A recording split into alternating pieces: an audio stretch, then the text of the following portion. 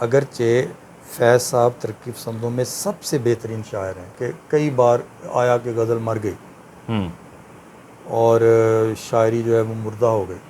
وہ جو ہمارے ترقی پسند اور انقلابی لوگ تھے ان میں سے بیشتر وہ کیا کہتے ہیں اسودہ راحت ہو گئے این جی اوز میں, ان کے ساتھ منسلک ہو گئے, یا آج جو ویسٹ کا ایجنڈا ہے وہ اسی کو پروگریسوزم سمجھ رہے ہیں. ویسے تو پہلے بھی صورتحال یہ تھی کہ پاکستان کے اندر اور بر صغیر میں یہ ہوا کہ لینن نے یہ کہا تھا کہ مذہب کی مخالفت نہ کیجیے, مارکس نے بھی اس طرح کی بات کی, مگر یہاں سب سے پہلی شرط یہ تھی کہ آپ مذہب پہ مخالف ہیں تو آپ ترقی پسند ہیں.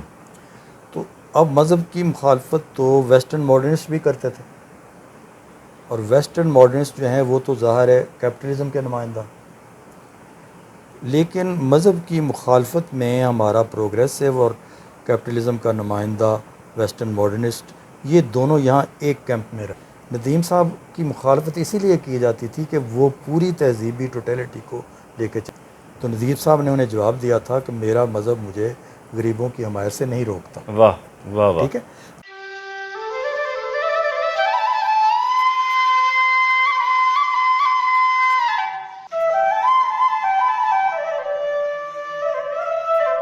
بسم اللہ الرحمن الرحیم. اللہم صلی علی محمد و آل محمد. میں ہوں وقاص عزیز. دوستو آج کی نشست میں خوش آمدید کہتا ہوں آپ کو, اور میں ایک ادب کے, سیاست کے, صحافت کے, معاشرت کے, دین کے, فن کے, مطلب ایک طالب علم کے طور پہ, زندگی کے ایک طالب علم کے طور پہ آج ہماری عہد کی ایک بہت بڑی شخصیت, ایک ایسے نابغہ جن کے حوالے سے اگر یہ بات کی جائے کہ صدیوں میں ایسے لوگ پیدا ہوتے ہیں تو یہ بے جا نہ ہوگا. آپ استاد الاساتذہ ہیں, اور آج ہم منظرنامے میں بہت سے ایسے دوست جو دیکھتے ہیں کہ اپنے زندگی کا جو بام عروج ہے وہاں تک وہ پہنچے ہیں مختلف شعبوں میں, مختلف معاملات میں, تو اس میں یقیناً علی صاحب کا بہت بڑا کردار ہے. سر بہت محبت آپ کی کہ آپ نے وقت دیا. شکریہ. میرا جو بنیادی آج کا سوال ہے وہ یہ ہے کہ ہم مختلف پروگرامز میں بھی دیکھتے ہیں, مختلف فورمز میں بھی دیکھتے ہیں کہ معاشرہ جمود کا شکار ہے, معاشرہ زوال پذیر ہے, تنزلی کی طرف جا رہا ہے, ادب بھی جو ہے وہ جمود کا شکار ہے. یعنی یہ لفظ جمود, انتشار, تنزلی, یہ چیز ہمارے رویوں کے ارد گرد اور یہ الفاظ بھی ہمیں مسلسل دکھائی دے رہے ہیں. ایسا کیوں ہو رہا ہے؟ میرا ذاتی خیال یہ ہے کہ یہ ایک التباس ہے جو پھیلایا جا رہا ہے, ایسا ہے نہیں. صحیح. ہمیشہ جو کوالٹی ہوتی ہے اس کی مقدار کم ہوتی ہے, ایسا ہی ہے. اور جو تعداد ہوتی ہے وہ میڈیوکرز کی اور بلو میڈیوکرز کی وہ زیادہ رہی ہے ہمیشہ. ایسا ہی. آپ کو پتہ ہے گھر گھر صاحب دیوان شاعر ہوا کرتے تھے کلاسیکل زمانے میں, ہاں ایسا ہی. لیکن آج آپ کو 8-10 نام یاد ہیں. ایسا ہی ہے. ٹھیک ہے, تو وہ وقت کی چھلنی میں سے چھن کے جو باقی رہ جاتے ہیں, ہاں. ایسا ہوتا ہے. تو ہر 10 سال کے بعد لٹریچر میں ایک تھوڑا بہت بلینڈ تبدیل ہوتا ہے, صحیح. اور اس میں یقیناً کچھ نہ کچھ لوگ نکل آتے ہیں, 8-7-5 نکل آتے ہیں. جیسے افتخار عارف ہیں, امجد اسلام امجد ہیں, خالد احمد ہیں, ثروت حسین ہیں, یہ 70 کی دہائی کے لوگ سمجھے جاتے ہیں. اور 70 غلام محمد کی قاصر دہائی ہیں. میں غلام محمد قاصر ہیں, کافی سارے نام ہیں, سلیم کوثر ہیں. اچھا, اور ذرا سا بعد میں آ جائیں نجیب احمد آ جاتے ہیں, ذرا سا پہلے چلے جائیں خورشید رضوی ہیں, اقبال ساجد ہیں, تو وہ نام تو بہت سارے. تو کہنے کا مطلب یہ ہے کہ اب شاعری تو سینکڑوں لوگ کر رہے تھے, ہزاروں کر رہے تھے اس زمانے میں, لیکن یہ کچھ لوگ ایسے ہیں جو اپنے عہد کی نمائندگی کرتے ہیں اور جن کے نام باقی رہ گئے, لوگوں کو یاد بھی رہ گئے. اسی طریقے سے اس سے کوئی دہائی خالی نہیں گئی. اچھا. اب دیکھیں اس کے بعد 80 کی دہائی میں جو لوگ آتے ہیں, یہ عباس تابش ہیں, یہ اپنا شاہین عباس ہیں, اختر افضال عثمان ہیں. نوید ہیں, اختر عثمان ہیں. یہ نام ہر دہائی میں کوئی نہ کوئی نام آپ کو ملے گا. اب رہ گئی بات یہ کہ آپ کو پتہ ہے کہ کئی بار آیا کہ غزل مر گئی اور شاعری جو ہے وہ مردہ ہو گئی. ایسا نہیں ہوتا. ہوتا یہ ہے کہ جو شاعری بلک میں کی جا رہی ہوتی ہے وہ کوئی کوالٹی میں بہت اچھی نہیں ہوتی، لیکن اس میں ہم نے تو یہ دیکھنا ہے کہ اپنے عہد کی نمائندگی کرنے والے پوئٹس کون ہیں اور کہاں تخلیقی ٹیلنٹ موجود ہے، اور وہ آج بھی چل رہا ہے اسی طریقے سے، اپنے عہد کی گواہی بھی دے رہے ہیں۔ ہاں، کچھ جو لٹریچر کے ٹرینڈز ہیں ان کے بارے میں آپ کچھ تشویش کا اظہار کر سکتے ہیں۔ صحیح۔ وہ یہ ہے کہ جب ایک تحریکی سطح پر ترقی پسند تحریک زندہ تھی تو اس وقت جو اجتماعی سروکار تھا انسانوں کے مسائل کے ساتھ اور جو کمٹمنٹ تھی اس کا ایک دورہ تھا، اور اس کے بعد جب روس کا ڈاؤن فال ہوا، اشتراکیت کا زوال ہوا، تو ہم نے دیکھا کہ یہ ٹرینڈ بھی ختم ہو گیا۔ اور آپ اپنی تنقید کی کتابوں میں دیکھیں 30-35 سال 40 سال پہلے ہر صفحے پر آپ کو کمٹمنٹ کا لفظ ملے گا کہ ادیب شاعر کو بتانا چاہیے کہ اس کی کمٹمنٹ کیا ہے، اس کا سوال کیا ہے۔ آج کبھی کسی نقاد نے کمٹمنٹ کی بات نہیں کی، یہ باتیں ہی ختم ہو گئی، اور ہم نے دیکھا کہ وہ جو ہمارے ترقی پسند اور انقلابی لوگ تھے ان میں سے بیشتر وہ کیا کہتے ہیں اسودہ راحت ہو گئے این جی اوز میں، ان کے ساتھ منسلک ہو گئے، یا آج جو ویسٹ کا ایجنڈا ہے وہ اسی کو پروگریسوزم سمجھ رہے ہیں۔ ویسے تو پہلے بھی صورتحال یہ تھی کہ پاکستان کے اندر اور بر صغیر میں یہ ہوا کہ لینن نے یہ کہا تھا کہ مذہب کی مخالفت نہ کیجیے، مارکس نے بھی اس طرح کی بات کی، مگر یہاں سب سے پہلی شرط یہ تھی کہ آپ مذہب پہ مخالف ہیں تو آپ ترقی پسند ہیں۔ تو اب مذہب کی مخالفت تو ویسٹرن ماڈرنسٹ بھی کرتے تھے، اور ویسٹرن ماڈرنسٹ جو ہیں وہ تو ظاہر ہے کیپٹلزم کے نمائندہ، لیکن مذہب کی مخالفت میں ہمارا پروگریسو اور کیپٹلزم کا نمائندہ ویسٹرن ماڈرنسٹ یہ دونوں یہاں ایک کیمپ میں رہے۔ صحیح۔ اور وہ جو آزادی پسند لوگ تھے، پرمیسونیس ویسٹرن سوسائٹی کی جنہیں بہت ہانٹ کرتی تھی یا جنہیں بہت فیسینیٹ کرتی تھی، وہ بھی مذہب مخالفت میں بڑے عزیز ہوتے تھے ہمارے پروگریسو لوگ۔ لیکن ہمارے جو پروگریسو اہم شعراء ہیں جن میں فیض صاحب کی بات کی جائے یا احمد ندیم قاسمی صاحب کی بات کی جائے، ایون فراز صاحب بھی کسی حد تک دیکھنے میں آتا ہے، تو وہ اتنے مذہب مخالف نہیں تھے یا اتنی شدت کے ساتھ۔ بڑی آپ نے اچھی بات کی، ان میں بھی میں آپ کو عرض کرتا ہوں، آپ فراز کو تو نہیں اس میں شامل کر سکتے، فیض جو ہے سنبھل کے چلنے والے آدمی تھے۔ آپ کو پتہ فراز نے تو یہاں تک کہہ دیا تھا کہ اب رسولوں کی کتابیں طاق پر رکھ دو فراز، تو وہ ان کا اتنا پرابلم نہیں تھا۔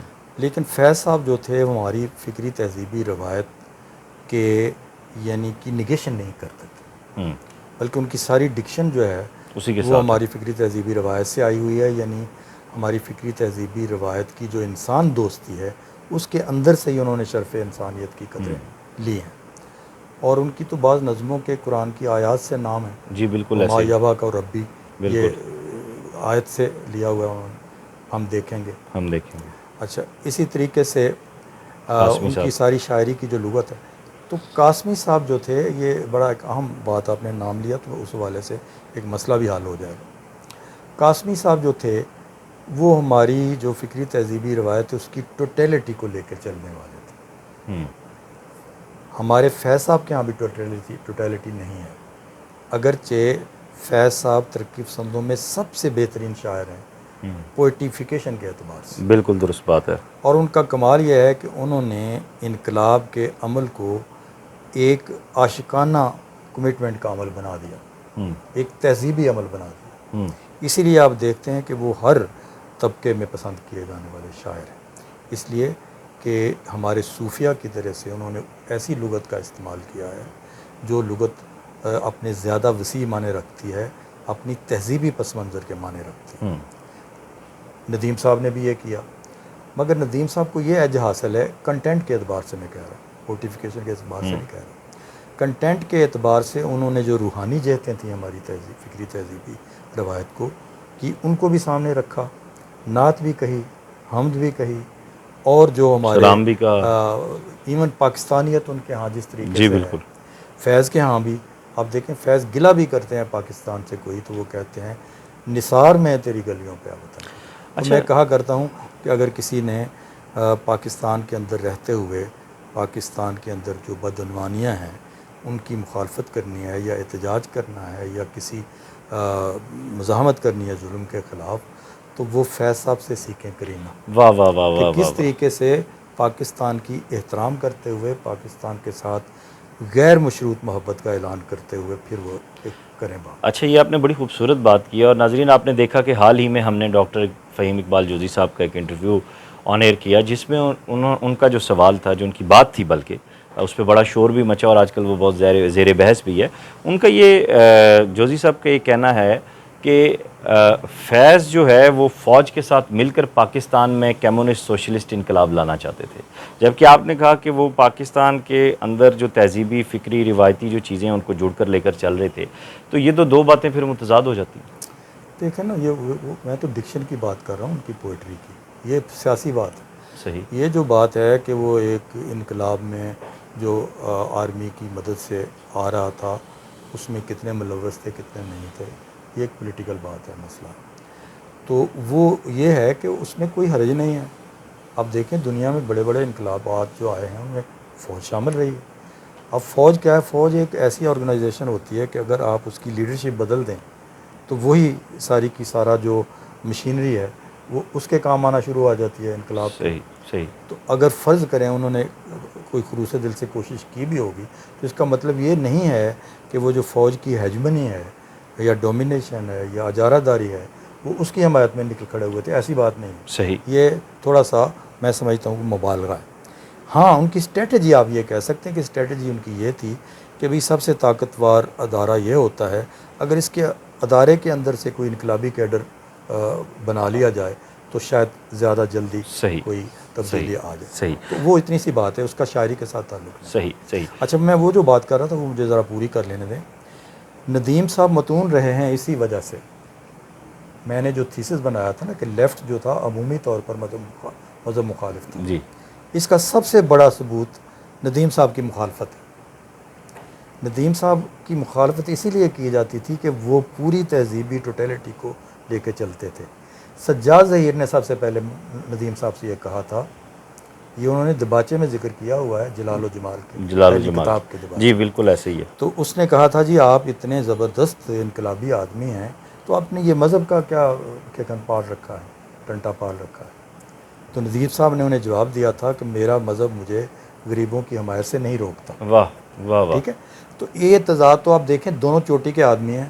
ترقی پسند تحریک کے سجاد ظہیر ان کا رہنما ہے جو لائن سیٹ کرنے والا آدمی ہے. ندیم صاحب بہت بڑے تخلیق کار ہیں. بے شک. تو یہ کانفلکٹ ہی بتا دیتا ہے جو میں بات کر رہا ہوں کہ یہ ہے. بالکل ایسے ہی. اچھا بالکل ایسے ہی. پھر میں آپ کو دوسری بات بتاؤں. میں اس کا نام اب مدیر کا نہیں لوں گا.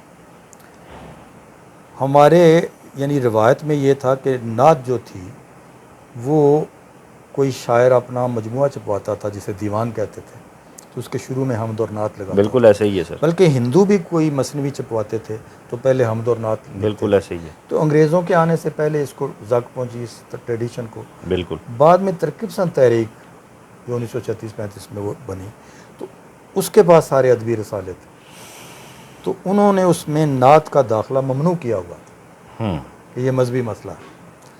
تو انجم رومانی ایک بہت بڑے مدیر کے پاس اپنی نعت لے کے گئے تو اس مدیر نے یہ کہا کہ اس کا تو مطلب یہ ہوا کہ پھر ہم لینن پر بھی نظمیں چھاپیں پھر ہم کارل مارکس پر بھی نظمیں چھاپیں تو اس کا کیا تعلق نعت کا. تو آپ نے یہ دیکھا ترقی پسند ہار گئے نعت جیت گئی. پاکستان کی تشکیل کے بعد منیر نیازی کی نعتوں غزلوں میں نعتوں کے اشعار بے شک کیسے ہیں. اور وہ ٹریڈیشن تھی جو اقبال کی تھی. بالکل. کہ آپ کی تخلیقی پوئٹری میں خیرہ نہ کر سکا مجھے جلوہ دانش فرنگ سرما ہے میری آنکھ کا خاک مدینہ و نجف. اس طرح سے شاعری نعتیہ آ جاتی تھی. تو اسی طرح اس نے جب کہا منیر نیازی نے کہ فروغ اس میں محمد و بستیوں میں منیر قدیم یاد نئے مسکنوں سے پیدا ہو. بالکل. دہر میں اس میں محمد سے. یا یہ کہا اس نے کہ بیٹھ جائیں سایہ دامان احمد میں منیر اور پھر سوچیں وہ باتیں جن کو ہونا ہے. تو اس سے پھر ایک حوصلہ ہوا اور پھر ادبی رسالوں میں نعت آئی ہے اپنے زور پر، اپنے تہذیبی زور پر آئی ہے.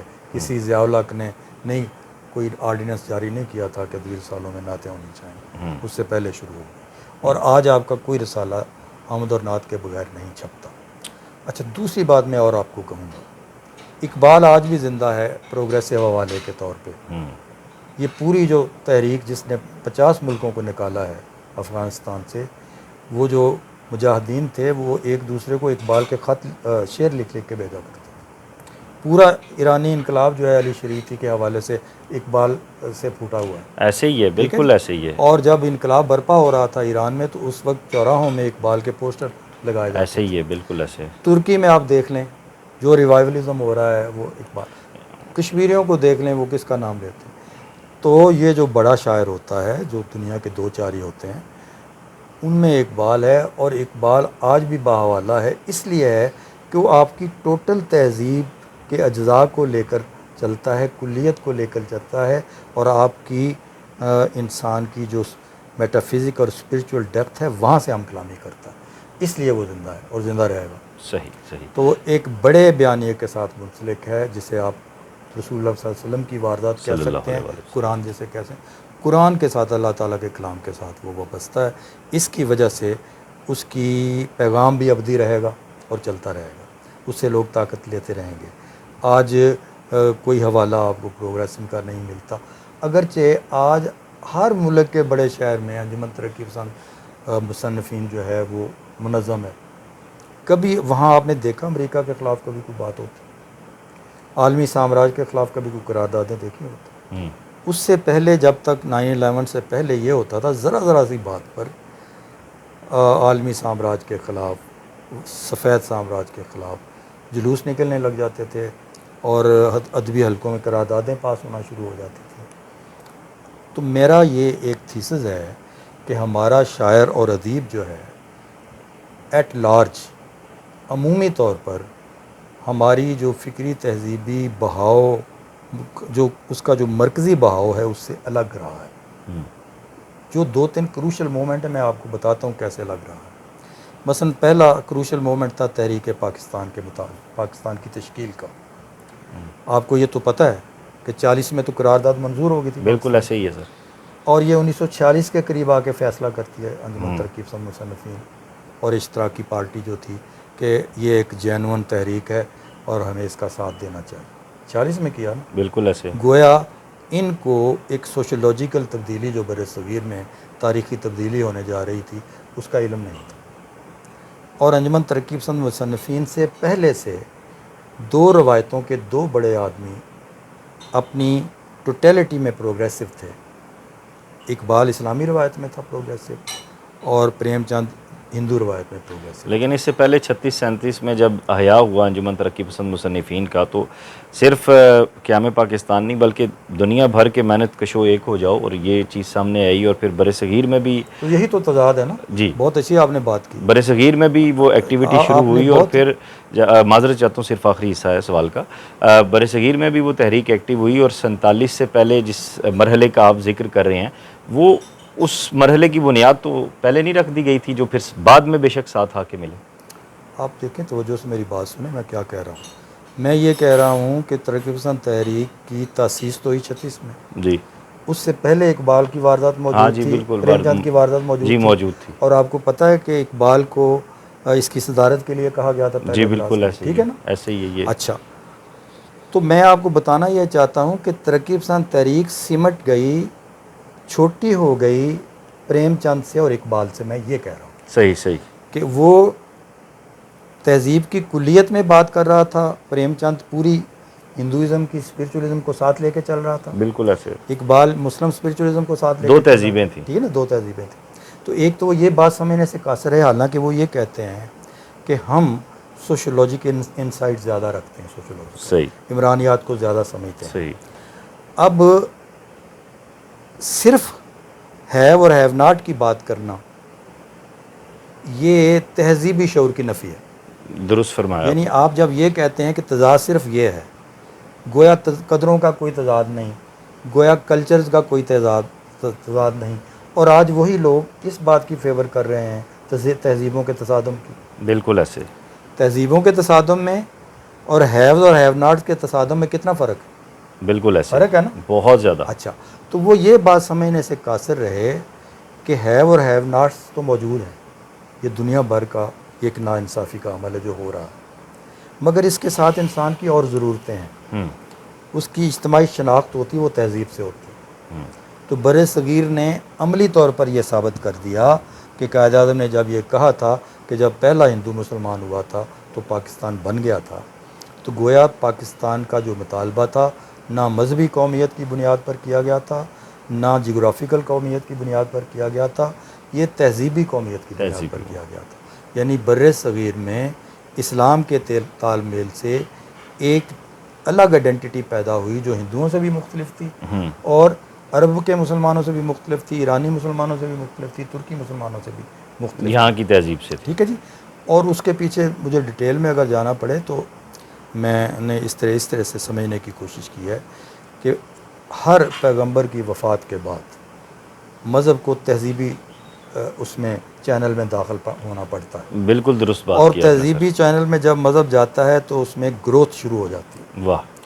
اس میں نئی چیزیں شامل ہونا شروع ہو جاتی ہیں جسے بدعت حسنہ آپ کہہ سکتے ہیں. یعنی مذہبی زبان میں بدعتیں دو طرح کی ہوتی ہیں، ایک بدعت سو اور ایک بدعت کبھی اور ایک بدعت حسنہ. تو جو اچھی نئی باتیں ہیں وہ اسلامی کی تھیوری کے مطابق دنیا کے ہر جگہ پر مارز وجود میں آ رہی ہیں. بالکل ایسے. کیونکہ اللہ تعالیٰ نے اچھائی اور برائی کا شعور ہر انسان کے اندر رکھا ہوا ہے. صحیح. مذہب کیا کرتے ہیں؟ اسی شعور کو ایک نظام فکر میں چینلائز کرتے ہیں. اور ہمارا یہ ایمان ہے کہ رسول اکرم صلی اللہ علیہ وسلم اور قرآن نے جو آرٹیکولیشن کی ہے خیر اور شر کے شعور کی، اس نے مسلمانوں کو انسانیت کا ہراول دستہ بنا دیا. صحیح. واہ واہ واہ واہ. تو وہ بر صغیر میں جب اسلام آیا ہے تو اس نے کیا کیا؟ نمبر 1 پہ وہ اچھی قدریں جو بحثیت انسان کے خیر نے بنائی ہوئی تھی یہاں، چاہے وہ ہندوازم تھا چاہے کچھ تھا، وہ ساری ایز اٹ از لے لی. نمبر 2 پر یہ کیا کہ جن میں کوئی تبدیلی ہو سکتی تھی، جیسے بھجن کو ہم نے قوالی بنا دی. اس طریقے سے جیسے یہاں کا روح تھی جلسے جلوس راون کے نکالتے تھے، رام کے نکالتے تھے، ہم نے یہاں عید میلاد النبی کے جلوس نکال لیے، محرم کے جلوس نکال لیے. تو ہم نے کچھ امینڈمنٹس کر لی. تیسری مرحلہ ہوتا ہے جہاں کوئی کمپرومائز نہیں ہوتا. مثلا ہم سارے عرب سے تو نہیں آئے، سارے ایران سے تو نہیں آئے، یہاں سے کنورٹ ہوئے، لیکن ہمارے آبا و اجداد گائے کو پرستش کرتے تھے، ہم نے اس کا گوشت کھانا شروع کر دیا جب مسلمان ہوئے. وہ بت پوجتے تھے، ہم نے بت توڑنے شروع کر دیے. وہ جو تھے ذات پات پر ایمان رکھتے تھے، ہم نے ذات پات ختم کر دی. وہ جو تھے میاں کے فوت ہونے کے بعد خاتون ستی ہوتی تھی، جب وہ مسلمان جمعیت میں داخل ہو گیا خاتون تو اس نے ستی ہونا بند کر دیا. یہ کتنی بڑی ریڈیکل چینجز ہیں. تو اس کے اور چوتھی ایک سب سے اہم بات ہے جس کے بغیر کوئی بھی تہذیب مردہ ہوتی ہے، زندہ نہیں ہوتی، وہ یہ ہے نئی قدریں پیدا کرنا. تو پہلے تو ہم نے بر صغیر میں آئے تو یہاں ہم نے جو بدھزم موجود تھا، جو ہندوازم موجود تھا، اس کے اندر ہم نے اسلامی قدریں بہت تیزی سے پیدا کی. اسی کا ثبوت بتایا نا کہ ہندو بھی لکھتا ہے اپنا مثنوی تو حمد اور ناز شامل کرتا ہے. فراق گورکھپوری کہتا ہے کہ اگر آپ نے اردو میں غزل لکھنی ہے تو آپ کو اسلامی تہذیب کے ساتھ وابستگی اختیار کرنی پڑے گی. بالکل ٹھیک ہے. یہ فراق گورکھپوری کہتا ہے. تو جس تہذیب نے یہاں آ کے ایک زبان پیدا کر دی اردو، اور ہندوؤں نے کہا یہ مسلمانوں کی زبان، ہم نے نہیں کہا تھا. بالکل ٹھیک بات. ہم نے تو نہیں کہا تھا یہ صرف مسلمانوں کی، بالکل ٹھیک. یہ ہندوؤں نے کہا. صحیح. تو یہ اتنی بڑی تبدیلی اسلامی تہذیبی جوہر نے آ کے یہاں کی، اسی بنیاد پر جو ہند مسلم تہذیبی اکائی تھی، ہم نے اس کی بنیاد پر پاکستان کا مقدمہ لڑا اقبال نے اور قائد اعظم. صحیح. تو یہ ہند اسلامی قومیت ہے. اب جب پاکستانی قومیت ہو گئی، پاکستانی اسلامی قومیت، اس کے بعد بنگلہ دیشی اسلامی قومیت ہو گئی، تو یہ دو اور ہو گئی. صحیح ہے. لیکن اس کا بھی اس ٹو نیشن تھیوری کے اوپر کوئی اثر نہیں ہے. جو ٹو نیشن تھیوری اس وقت بھی موجود تھی جب ہم نے 1940 کی قرارداد میں اسٹیٹس مانگی تھی، جمع میں استعمال کیا تھا نا لفظ، ایک ملک نہیں مانگا تھا، اسٹیٹس مانگی تھی. بڑی تو سمجھ لینا ایک بنگلہ دیش مانگا تھا، ایک ادھر والا علاقے مانگے تھے. تو کسی ہندو پریس نے یہ نہیں کہا تھا جی آپ ٹو نیشن تھیوری کی بات کر رہے ہیں اور آپ ملک ایک سے زیادہ بنا رہے ہیں. کسی نے کہا نہیں. آج آپ کا دانشور یہ کہتا ہے کہ ایسٹ پاکستان لاگو ہونے سے ٹو نیشن تھیوری ختم ہو گئی. تو میں اس دانشور کو کیسے سمجھوں کہ اپنی تہذیبی مرکزی بہاؤ کے ساتھ یہ وابستہ ہے؟ یہ وابستہ نہیں ہے، اس کو پیچھے چلنا پڑتا ہے. تو تحریک پاکستان میں بھی یہ بعد میں شامل ہوا ہے اور اسٹریٹجیکلی شامل ہوا ہے، دل سے نہیں ہوا. اگر دل سے یہ شامل ہوا ہوتا تو پاکستان کے اشتراکی شد و مد کے ساتھ بتایا کرتے 14 اگست کو کہ ہم نے ان مقاصد کے لیے پاکستان لیا ہے. کبھی بتایا کسی نے؟ صحیح. ہم پوچھتے پوچھتے مر گئے. یوسف صاحب سے پوچھتے رہے ہم. یوسف صاحب نے کہا جی اصل میں ہم نے اپنے مینیفیسٹو کے مطابق پاکستان کا مطالبہ کیا تھا. کمیونسٹ مینیفیسٹو یہ تھا کہ کوئی بھی قومیت الگ ہونا چاہتی ہے تو ہو جائے. تو میں نے جب ان سے کہا، وہ بندے کھرے آدمی تھے، نہیں بالکل کھرے تو آدمی. جب میں نے انہیں یہ کہا کہ اس اصول پر تو پاکستان نہیں بنا، سندھ قومیت بھی تقسیم ہو گئی، پنجاب قومیت بھی تقسیم ہو گئی، بنگلہ قومیت بھی تقسیم ہو گئی، تو انہوں نے کہا آپ ٹھیک کہتے ہیں. صحیح. آپ دیکھیں یہ مینیفیسٹو تو پیچھے رہ گیا. تو یہ تہذیبی قومیت ہوئی نا جو بالکل جیتی ہے. بالکل درست بات ہے، بالکل درست بات ہے. دوستو علی صاحب سے بات چیت کا سلسلہ جاری ہے اور بڑی اہم بات ہو رہی ہے، بہت اہم موضوع ہے، اور جو ہماری قومی دانش ہے اور جو ایک لکھنے والے کی اجتماعیت ہے اس پہ بات کریں. یہاں ایک چھوٹی سی بریک لیتے ہیں. بریک کے بعد جو اس کا دوسرا حصہ ہے وہ آپ کل دیکھ سکیں گے، لیکن اس سے پہلے میری آپ سے گزارش ہے کہ اس ویڈیو لنک کو زیادہ سے زیادہ شیئر کریں. آج کے ہمارے دانشور کا جو ایشو ہے اس کو لے کر ہم علی صاحب کی خدمت میں حاضر ہوئے ہیں. سو ملتے ہیں ایک بریک کے بعد.